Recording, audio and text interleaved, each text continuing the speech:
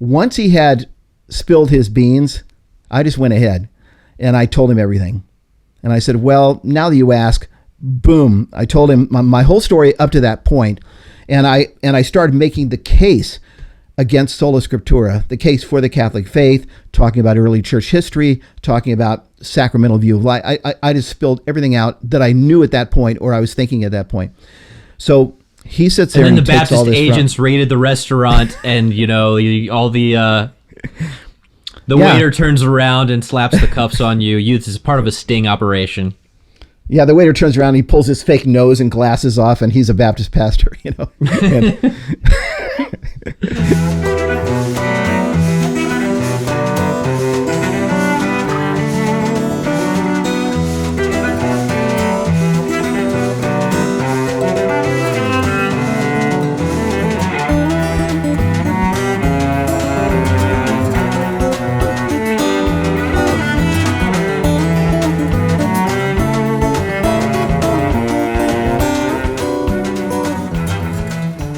Well, hello and welcome to another hog-walloping episode of On the Journey with Matt and Ken. I'm Matt Swaim along with my colleague Ken Hensley. We're with the Coming Home Network, and if you don't know much about us, we're an organization of people who have come from just about every background you can imagine, including Ken being a Baptist pastor. We all ended up in the Catholic Church, and if you want some resources, because that's your story too, check us out at chnetwork.org. Lots and lots of stories there. And if you're someone who's looking for community and people to talk to, we have a whole community of people who are either on that journey or have made that journey themselves. You can go to community.chnetwork.org. Many of them are pastors, just like my buddy Ken here. Ken, as we had talked in previous episodes, some stuff was starting to occur to you, the case for the Catholic Church, but this was not something that happened overnight. Yeah. It was a struggle on account of all the obstacles, as it were, and I know that because you were pastoring and you were reading this thing, these things, you knew that this was not something that was going to be a decision you could take lightly. No, not at all. And let me begin today. We're going to talk today about the obstacles. That's what I'm going to do, is tell the story, talk about the obstacles that I faced. But I want to begin by saying I feel like the last two episodes we've recorded, from my perspective, totally inadequate.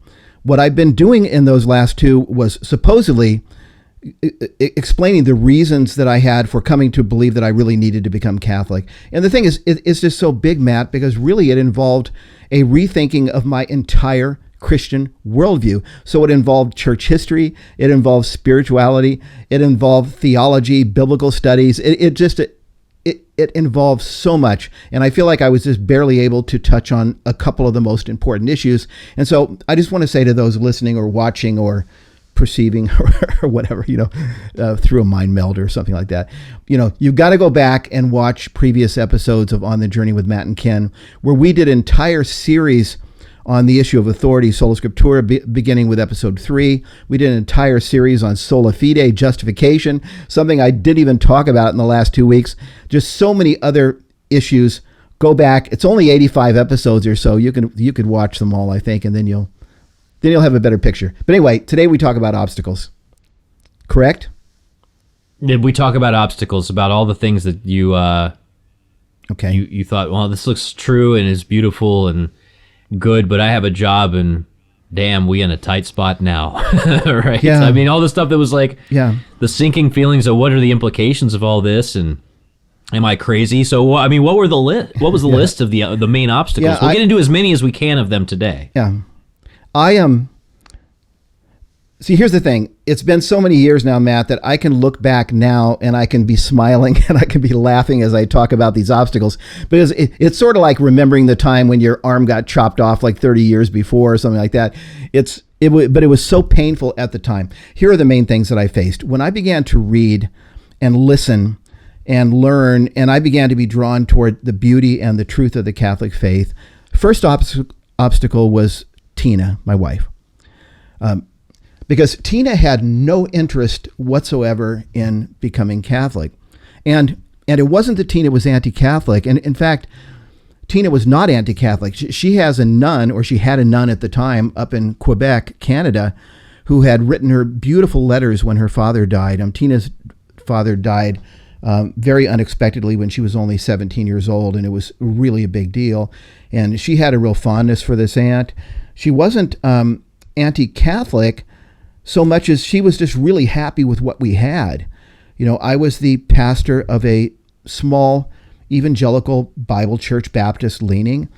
We were really happy there. The church was fantastic.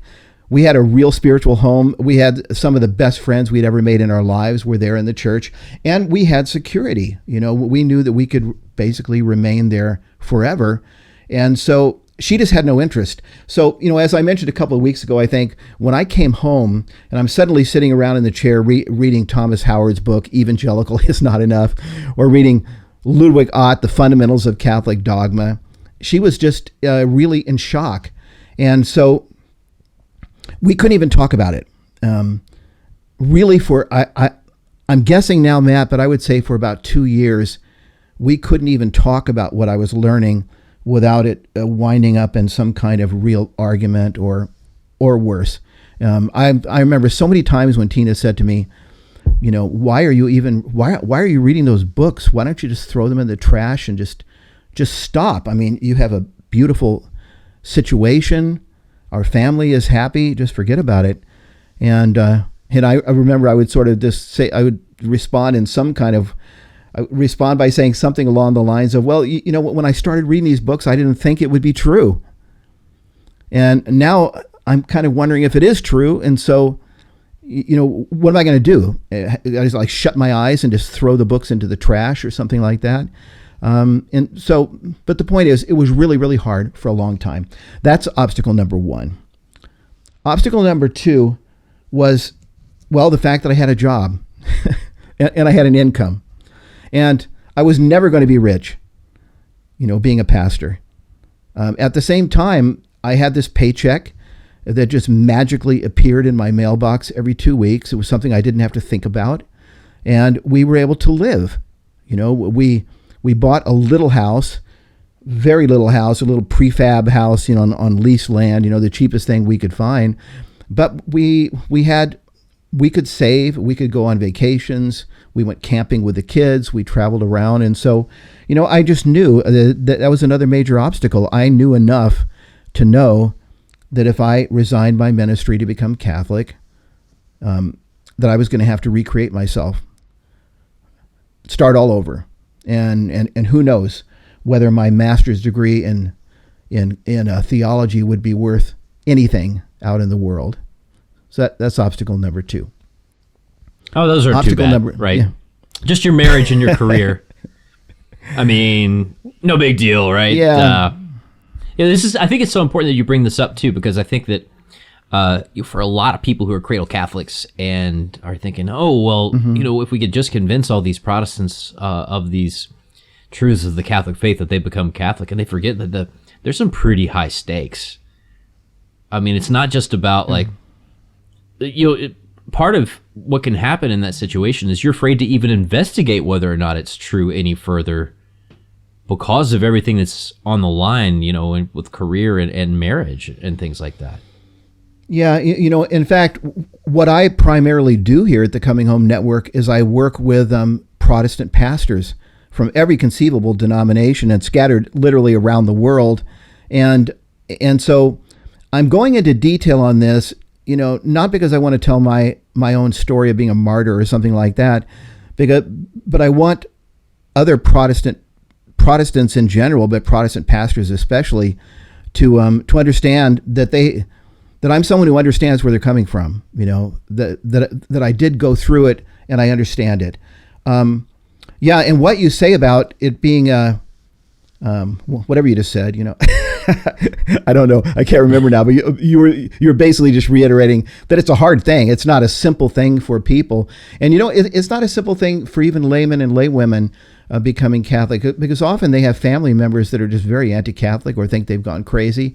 But yeah, in a special way, of course, for someone whose job and whose income is based on being a Protestant pastor, it's a tough, tough road. And so I want to elaborate on that, because actually a third obstacle for me was the sense of self that I had, my identity as a Protestant pastor. I mean, really, everything that I had done going to Bible college, going to seminary, the being ordained into the ministry and becoming a pastor. Everything I had done had been along this particular trajectory. And so that is something that the pastors who are beginning to look at the Catholic faith really struggle with. And so I do want to say something about how I answered that in my own life, Matt. And this may not fit with everyone, but we speak of having been called to the ministry. We use that word. And so I had to ask myself, well, if I become Catholic, then what does that say about my idea that I was called to the ministry? And this is how I worked it out for me. Is I took this idea of what does it mean that I was called to the ministry, and I tried to break it down into its component parts. And what was my call? Well, what it was is that from the time I came to know Christ, I was just one of those who was really on fire to learn, to read, and to want to share, to want to teach, to want to spread what I was learning. I had a real desire to grow as a Christian. I had a desire to share that with others. And then I had a desire to help others and to help them grow. And so it was sort of natural. And other people saw that. And so I was one of those people that people around me started saying, hey, you ought to think about becoming a pastor. Hey, blah, blah, the kind of thing that is said. And so the way that I answered that for me was this. I realized that when I broke it down into those component parts, that none of those were things that I would have to stop doing if I became Catholic. If I became Catholic, I could still love learning the Word of God and learning theology and apologetics. I could still teach other people. Even if I didn't have a formal teaching position, I could teach people in my life and the conversations. I mean, even if I was giving out shoes at a bowling alley, I could be an apostle. And I thought of the Apostle Paul. What did he do to earn a living? He made tents. Right? So here we have like the greatest missionary and the greatest apostle in the history of the world, and he didn't earn his living being a pastor, And so I had to make that transformation of realizing all of the things that I love, all of the things I want to do and that I've wanted to do that drove me in the direction of the pastorate. These are all things that I can continue to do. I may not be paid to do it ever again, but I can do these things. And that's how I made it past the issue of identity or having this, but wait, I'm a pastor. That's my identity. I have to remain a pastor forever. And this leads to the fourth one, the fourth obstacle that I faced, which was a sincere and serious distrust in myself. I mean, I knew myself. I was in my late 30s when I began to study this stuff, like 38, 39, when I began to study. And I knew myself. I mean, how many tangents had I gone on in my life before the age of 38? How many, passions had grabbed me and I'd run off in one direction? You were a musician, a card counter, right? You worked. Yeah, a gambler. I thought I was going to be a professional gambler. I knew that I was, that I could be influenced. And so I had a real distrust because I thought to myself, man, what if I allow myself to be drawn in this direction? And I get excited about it. I resign and I become Catholic. And then I realize 6 months later it was a mistake, or a year later, or 2 years. And what that meant was that I really had to be sure. And I thought to myself, I have to be positive before I make a step. And what that meant was that I was very alone because I couldn't share this with anybody in my church. What if I shared it with the people in the church, just sort of, hey, in the men's prayer meeting, like, hey, I'm really struggling with this. And then I get thrown out of the ministry. And then 3 months later, I decide, oh yeah, Catholicism's wrong. It's dead wrong, So yeah. Well, what's crazy is, you mentioned that you can't share it with anybody. We work with all kinds of people in all sorts of situations. And you and I both talked to people where a pastor shares it with their spouse, right? And their spouse, out of concern for the soul of their husband, goes and shares it with like some trusted elder in the church, saying, hey, can you talk to my husband? He's in a crisis of faith. And the elder of the church's response is not like, yeah, let's pray for that guy. It's like, whoa, this guy's he's a wolf among the sheep, right? Let's fire him, right? These are all kinds of things that people deal with. But even too, I'm trying to think about how to communicate what this feeling was like for those of us who had it. Like, am I losing my mind? Am I because I was living in a Christian punk rock commune when these kinds of things were going on. There were a lot of people that thought I was sort of, kind of crazy and that this might be another phase. But this was different than like another kind of phase of interest. This was much more than like a change in taste, right? This was like a reorientation of what I understood about the nature of reality. And to try and think about like how, like, the best way I could think of to describe it to a cradle Catholic who's never experienced like this, like, what if like one day the Jehovah's Witnesses come over to your house and they start talking and you're like, wait, I think these guys may have it right.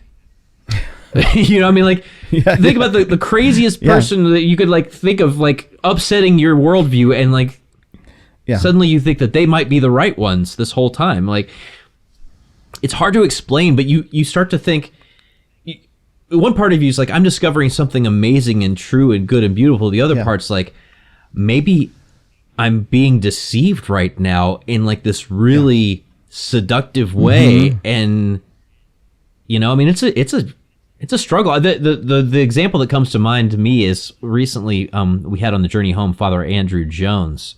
He came from a Baptist background, and he grew up thinking that, you know, whatever God wants you to do is probably going to be the thing that you want to do the least, right? So he's going to call you to go serve in you like your luxuries. He's going to go call you to serve in some mission field where there's no running water, right?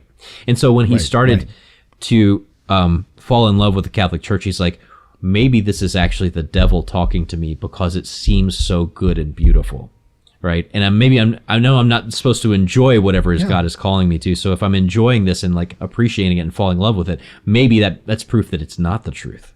Like, these are the kind of head games that you get into when you're alone sometimes. And when you're backed into a situation where you're feeling very alone. Exactly. Yeah. My wife has no interest in what's happening.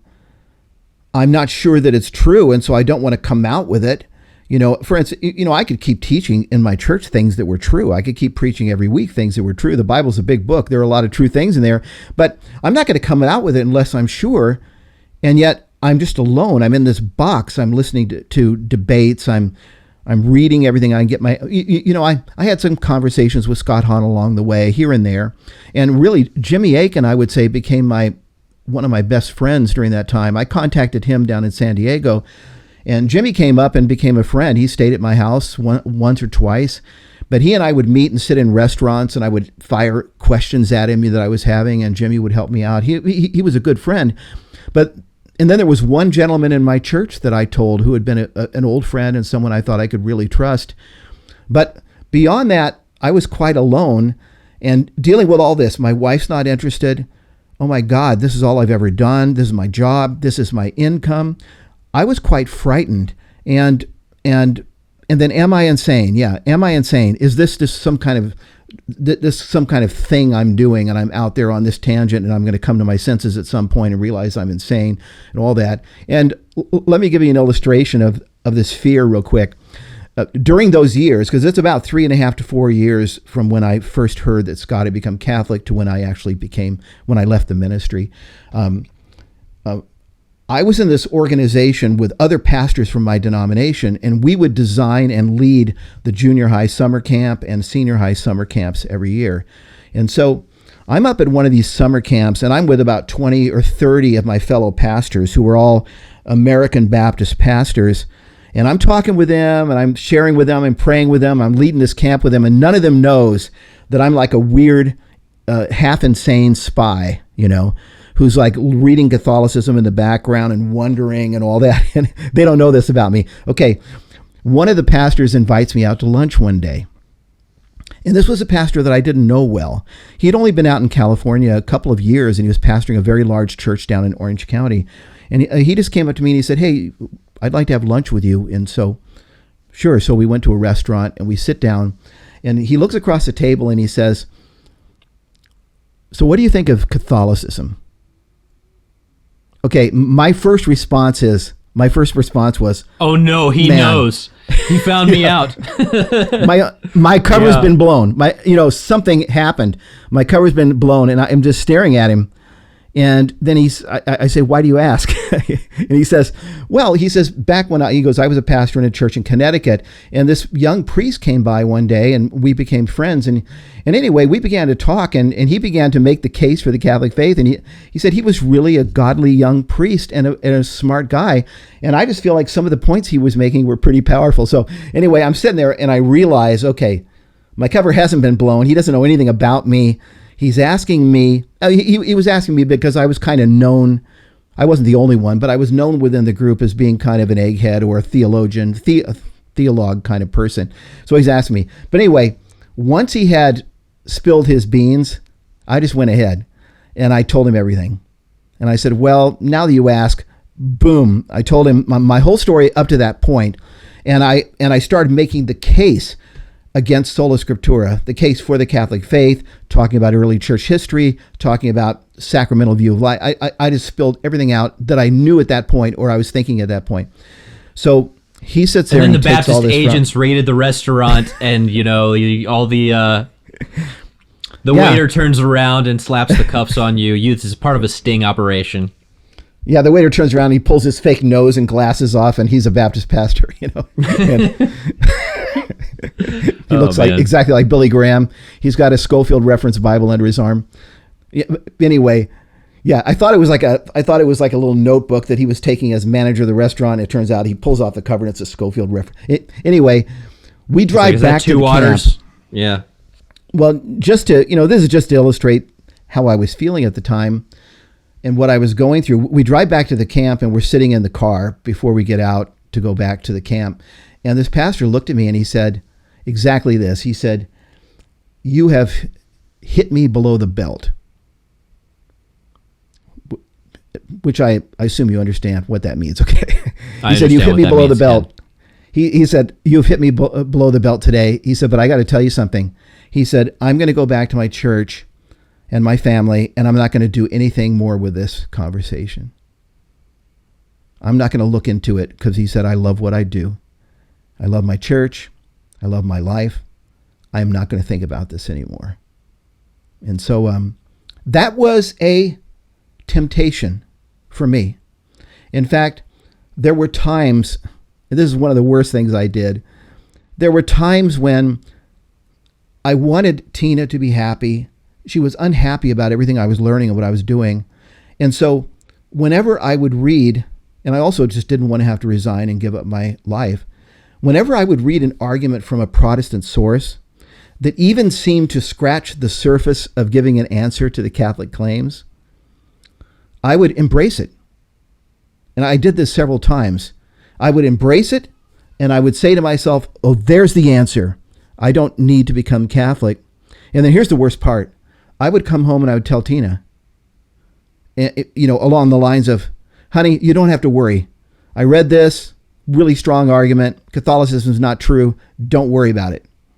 So then she would become very happy, and I would become happy, and then we would have this sort of happy life for like a month until I found myself sitting in the corner, opening up Ludwig Ott's, Fundamentals of Catholic Dogma, reading a little bit more, or listening to another tape, or putting on another debate, or talking to Jimmy again. And all of a sudden it was like this giant Kirby vacuum cleaner just turned on and sort of just drawing me closer. It is interesting, when these doors started to crack for me, and, at first I didn't know what it was that was drawing me, because as I mentioned in my episodes, mine was more of like a conversion of the imagination through like the wonder of Chesterton and, people like that. And so I didn't realize what was happening, I think, until it was too late. And then when I did realize what was happening, it was a few years in the process, not many years. But, we've talked to, I think Keith Nestor, who's been a guest on the Journey Home. He does all kinds of great stuff through his own website, former Methodist pastor. And he, talks about doing essentially what your friend did from the restaurant that turned out not to be a sting operation. Is he got too close, it scared him. He put it all on the shelf, I think for like 10 years, right? Oh my. Until another, kind of event happened that he couldn't ignore. But that's what, it's amazing how many... I can see that. and I deal with you work pastors. with these pastors all the time.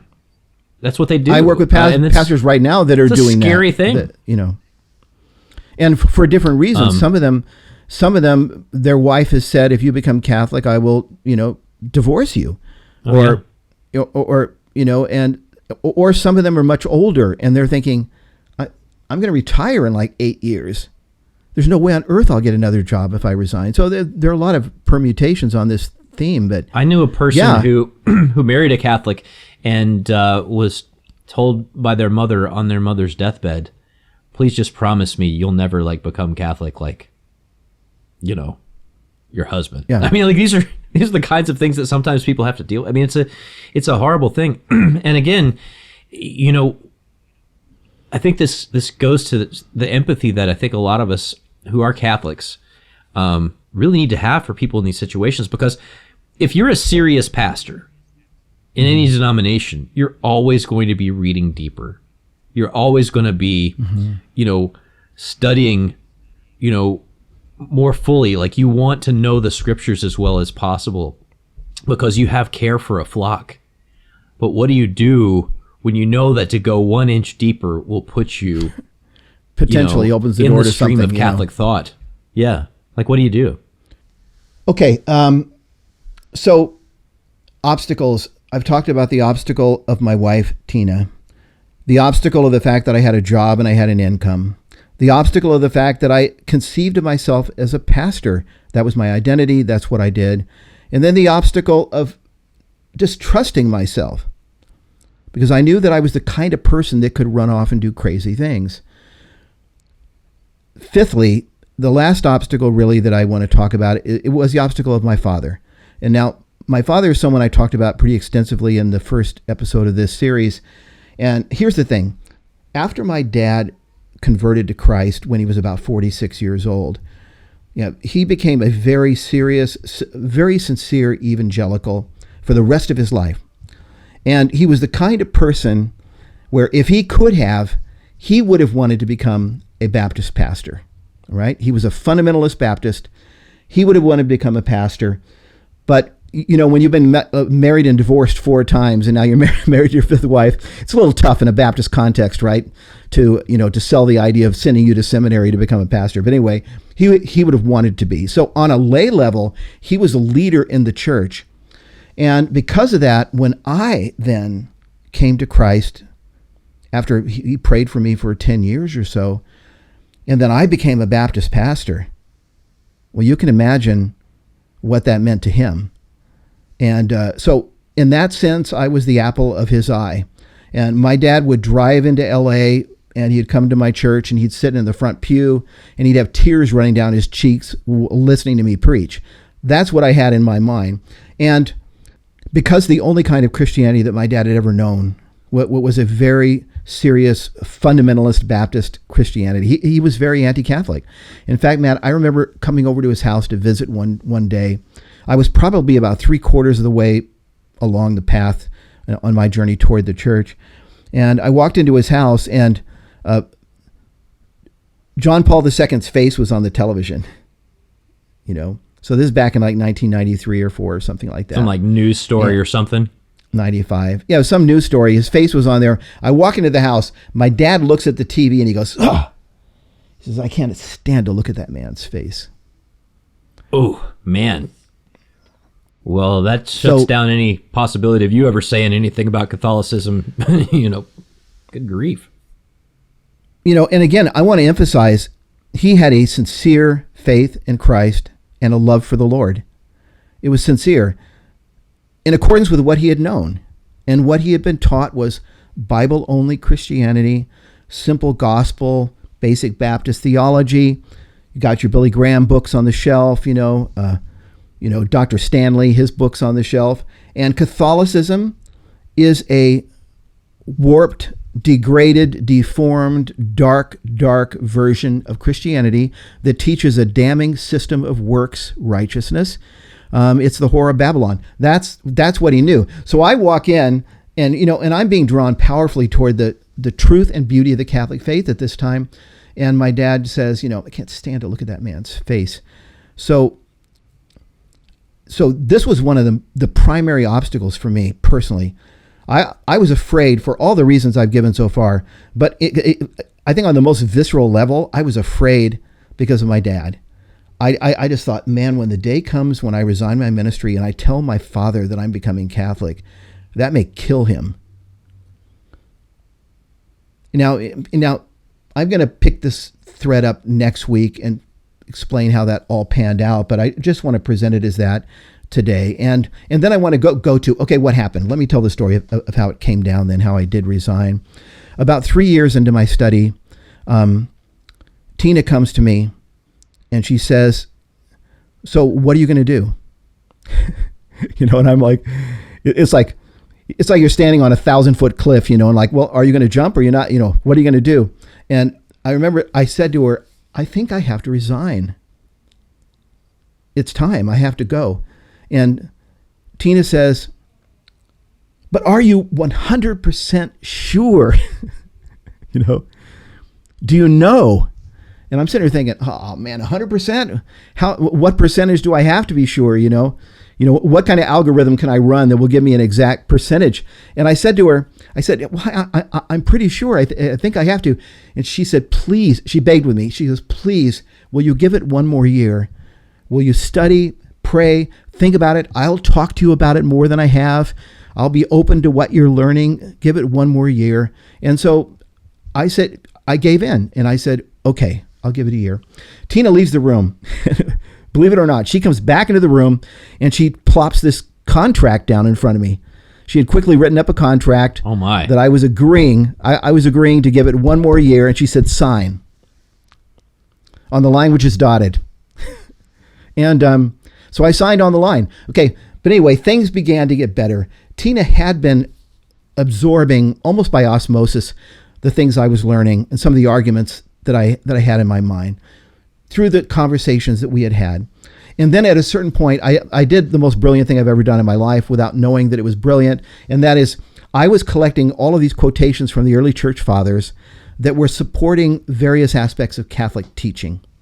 The sacramental view of baptism, the Holy Eucharist, real presence, the Eucharist as a sacrifice, bishops and all of that, okay?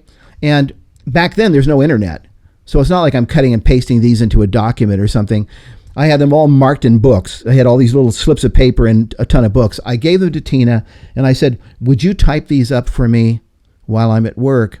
And so, and I really didn't think of the effect it would have, but Tina began typing up quotations from Polycarp, St. Ignatius of Antioch, Justin Martyr. Did she realize when she's doing this, like what it is that she's writing, or does she just think, well, Ken reads a lot of theology books? No, I told her, I said, these are the early church fathers. These are books that describe what Christianity believed, the faith and practice of the church in the 2nd century, the 3rd, the 4th, the 5th. And she typed. And as she was typing, she was becoming affected by what she was reading. And it's not like we really talked about it. I don't remember her saying to me, hey, I'm becoming affected by what I'm reading. The way that it came out is that one night, a Sunday night in church, after the evening service, there was some conversation that broke out about baptism. And I was in the room, maybe 10, 20 other people, and my associate pastor was in the room too. And we were talking about the meaning of baptism. And at a certain point, Tina, who by now was becoming a patristics scholar in her own right, she raised by osmosis, right? She raises her hand, and all of a sudden she says, "Well, Polycarp said," and she starts blabbing, like this loose paraphrase of Polycarp right there in the room. And I remember my associate pastor just went like, Polycarp can go fish. And it's a famous story, okay? And it's a story you know well. But anyway, I really do believe at that moment, I looked over at Tina and I felt like she had this look on her face. There was sort of a combination of, hey, doesn't this guy care about the early church fathers? And I think I do care about the early church fathers, and I think you may be right. It was all kind of contained in that, okay? So in that last year, Tina came a long way to where by the time I realized that I had to resign, she was on board with me, okay? And she was And what year would you say this was? by the way? Well, it was 1996 when I resigned. It was September of 1996 when I finally told the church. Okay, but you know how God sometimes will just turn up the heat when he wants you to make a step of faith? Kind of, well, Abraham, he turns up the heat. Take Isaac, go up onto the mountain, this kind of thing that's turning up the heat as a test of faith. This is what happened. I was getting ready to resign, and I went back to St. Andrew's Abbey out in the high desert of Southern California, that Benedictine monastery that I had been visiting throughout for many years now. I went up there to pray, Matt, and to prepare myself to do something that I knew I did not have the courage to do. I was just afraid in every way. And I went up there to pray and to prepare. While I'm up there, I called home to check on things. Tina comes on the phone, and she says, I have to tell you something. She said, your dad has been diagnosed with, today, was diagnosed with Lou Gehrig's disease. And they say that it's progressing very quickly, and he's not going to live that long. So I hang up the phone, and I'm thinking, oh my, maybe I shouldn't go through with it. Maybe I should wait. And then I'm thinking, no, I have to, because I was split in half. At this point, I could barely stand to walk into the pulpit on Sunday morning and preach. I felt like, I've used the illustration before, like a man in a burning building. I felt like the building was on fire. I felt like at that point, I've been crawling around on the floor for a long time to avoid the smoke, But now it had simply come to the point where I had to run out the door. I had to go. And so, but that threw me into a struggle where I'm praying now and I'm thinking, do I put it off? Do I do it? What do I do? Then I come back. Then I get ready to tell the church, because my decision finally is, I have to do this. I'm going to go through with it. I'm going to resign. Literally, the week before I plan on telling the church, my associate pastor comes to me on a Sunday night and he says, can we talk? Can we go for a drive and talk? Now, one of the things that had been propping me up, as it were, as I prepared to tell the church, was the fact that my associate pastor was well loved in the congregation, and that I would be able to, in a sense, leave the church in his hands. They weren't going to be just destitute without a pastor or something like that. So that's one of the things that had been helping me to make the decision and to feel like I could do it. We go out for a drive, and he begins to describe some things to me that were happening in his life that made me realize that he was going to need to step down from ministry for a while. So it's like that prop was being removed. But anyway, the heat was turned up, but the day came in which I called a deacon board meeting. The deacon board is the leadership meeting, usually in a Baptist church, but it's comprised of the deacons and me and my associate pastor. And in the deacon board meeting, at a certain point, I remember it's like the words are basically like engraven on my brain. I said, I need to tell you something. I'm not going to be able to remain here as your pastor. I have been in a deep, deep spiritual, theological struggle for a while now, and I'm on my way into the Catholic Church. I just said it like that. And it was like this thermonuclear blast went off in the room. And I just remember the shocked looks on everyone's faces.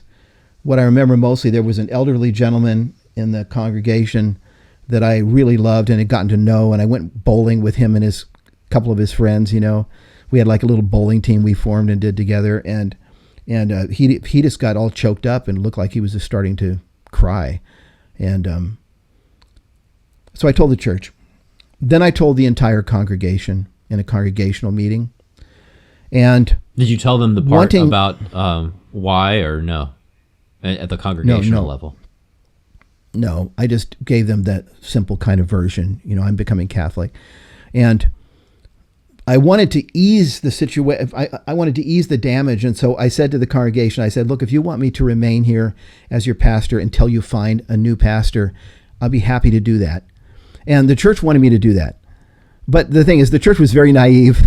And I was extremely naive, because the second the denomination heard what was happening, I got a call. In fact, it was that day, because a call went out to important people. This is what's happening. This is what Pastor Ken has said. And I got a call that day saying, we want to meet with you tomorrow night in your office. So here I thought, I'll remain here for another 6 months or so, maybe even a year as they look for a new pastor, but at least they'll know where I'm at. And all of a sudden I'm meeting in my office, and it was, I don't remember, 5, 6, 7 people who were various leadership roles within the denomination. And they basically looked at me and said, so what's happening? And I told them I'm becoming Catholic. And they just said, do you want 1 week to say goodbye or 2? And I remember I said, I'll take 2. And so basically, 2 weeks, I preached my final sermon, and I walked out the door. And that is how it happened. That is what happened. I had a few people who were curious. I had a lot of people who were not curious at all. I had a few people who thought I had been taken captive by the devil. I had at least one family that said they never wanted to speak to me again. And that was it. And I'm going to leave it there and pick up next week. Whatever concluding thoughts you have or question, I will entertain. Well, I would just say that if this was about to be the episode about obstacles, we didn't solve, I don't think, any one of those except maybe the Tina one, right? All the other obstacles. We solved the one about identity a little bit, how I worked that through. Yeah. We got some solving to do next episode. Yeah. Quite a bit. What are you going to do with your life? But that's what I'll Tina tell gonna next do week, now the that story she's of what happened. Out on her ear also, right? I mean, there's a whole bunch of stuff, a whole bunch of loose ends to tie up. But if nothing else, Ken, I hope what this does is for our people who watch this, who are in similar situations, and feel exactly like you felt, walking into that meeting, or feel like you felt walking into that restaurant where someone said the word Catholic and they flinched, right? Because they knew what they'd been up to, right? They know what they've been reading, and they know what's hitting them and striking them in the heart. Hopefully you realize that you're not the first person in the history of Christianity to be in a position where your desire to follow Christ has opened some doors that have got you thinking about Catholicism. So if that's you, the first thing that I want to say is that you would be, and I'm speaking specifically to pastors, you would be so welcome at a Coming Home Network retreat. We have a scholarship fund in place that hopefully makes it to where you don't have to pay a nickel to get there and to be part of one of those retreats. And if that's something you're interested in, please check out chnetwork.org/retreats. Lay people can come on those as well, but we have a scholarship fund in place for pastors in that situation. Well, let me mention quickly on that we've had a great response to the retreat we're doing in May, and we're basically filled up. But anyone who contacts me to talk about that, we have another retreat in October, and we'll even create more retreats if we have to. Yeah, and even if you can't come on a retreat, contact us. Because we have a pastoral care team designed to basically hear you out and figure out what's going on and just talk to you and listen and in some cases cry with you because this is intense stuff. So that through community.chnetwork.org, you can also find a wonderful community of people. That's basically a closed social network of people who are walking through this stuff together. So Ken Hensley, this was an intense one. I gotta say, but it's great to see you again. Great to talk with you. And next week it actually gets more intense because we have to go down a deep, dark valley before we come up, as I tell the story of what happened after resigning the ministry. Yeah, so it'll get worse before it gets better. Well, it gets worse before it gets better. Until then. Ken, thank you so much for sharing this pretty epic spiral in your life, and I can't wait to see where we come out on the other side in the tunnel. But again, thank you so much for being a part of this episode of On the Journey. Until next time, have a good one. Good day.